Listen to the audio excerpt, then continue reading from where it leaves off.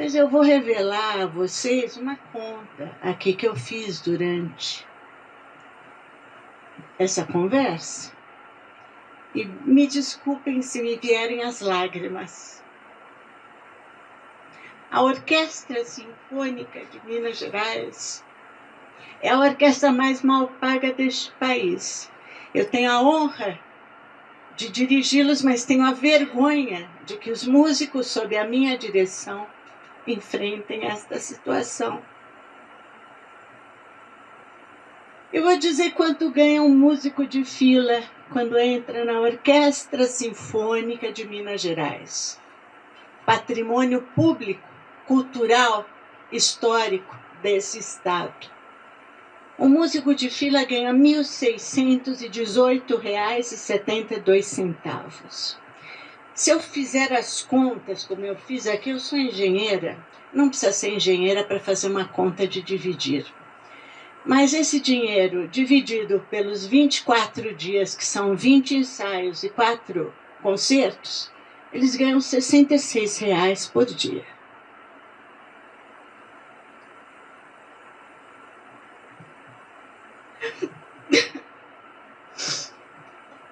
Me desculpem, mas a cegueira deste Estado era uma orquestra tão importante como essa. Me dói. E me dói outra coisa. Eu fui aluna, entre muitos maestros super importantes, do maestro Eleazar de Carvalho. Jamais eu vi o maestro Eleazar de Carvalho e outros tantos não ser recebido por um governador, por um secretário de cultura, por um presidente da República. Eu jamais vi isso. Seria indigno, não para o maestro, mas para esses políticos. Seria indigno.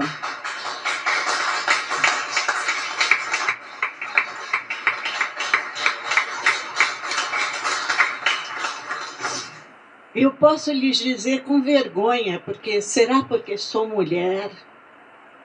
Será? Será que ainda há essa discriminação de gênero? Mas eu posso dizer com vergonha que eu jamais fui recebida por qualquer político neste Estado.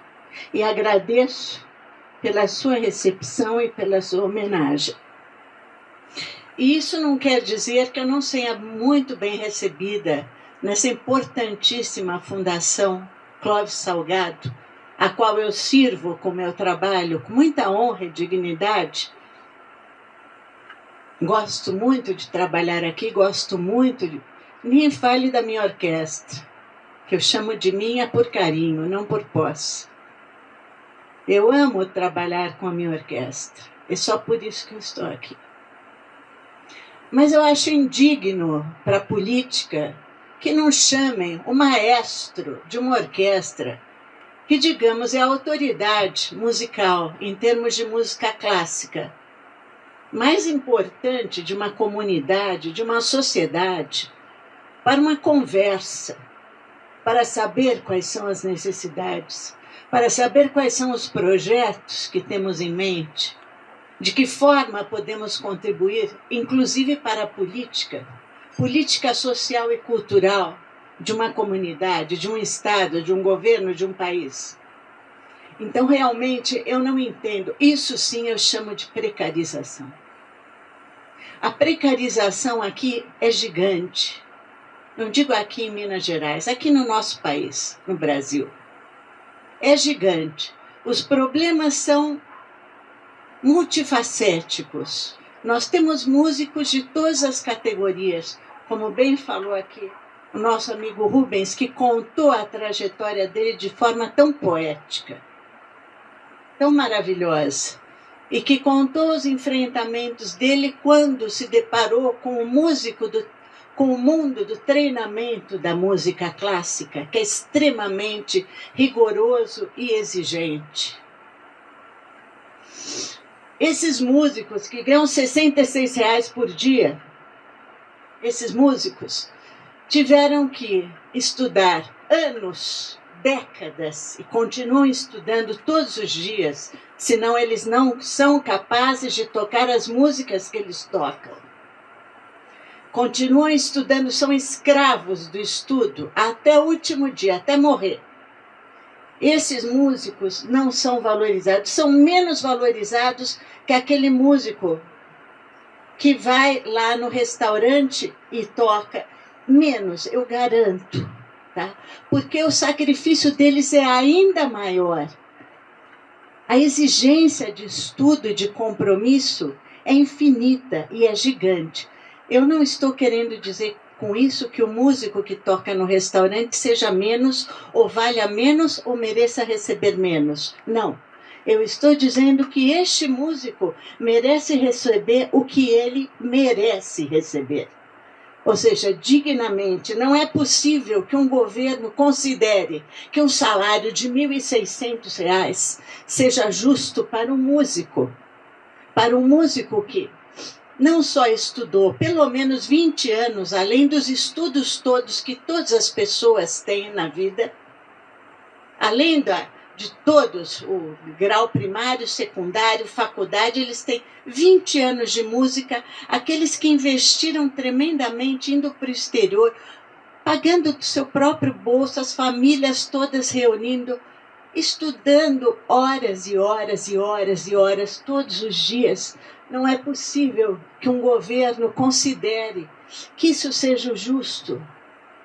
Não é possível. Então, deputado querido, eu suplico que esse assunto seja levado a sério, tá? Que esse assunto seja observado com toda a seriedade, com o trabalho que ele merece receber, para que essa situação de profunda injustiça seja debatida. Não digo sanada, porque nunca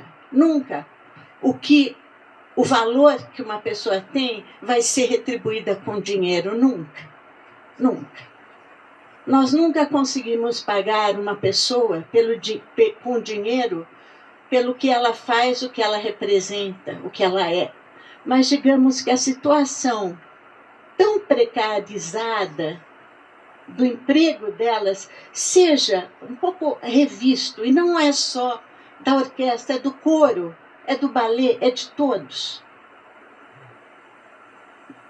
Agora, eu lamento muito termos que chegar a estas instâncias em que até a minha emoção se transborda nessa mesa e me dá muita vergonha por isso, mas é que são anos de observação dessa precarização. Eu já não suporto mais. Eu não suporto pelos músicos, pelos meus amigos, meus colegas. Eu não me coloco nessa situação, a minha situação é muito mais privilegiada que a deles, ainda que também não haja isonomia no caso da minha situação em relação aos maestros de outras orquestras, e não estou reclamando isso, mas sim, eu reclamo pela isonomia em relação aos músicos da nossa Orquestra Sinfônica de Minas Gerais.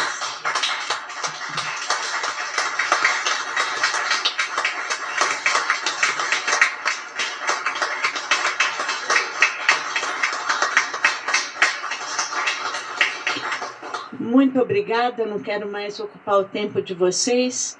Agradeço, tudo que eu ouvi aqui foi absolutamente maravilhoso. É tanto o que nós temos que trabalhar, né? Sobre tantas frentes, tão pulverizadas, como muitos disseram assim, mas todas tão importantes. Eu me coloco à disposição para ajudar no que for possível. Eu agradeço a todos por me ouvir. Obrigada.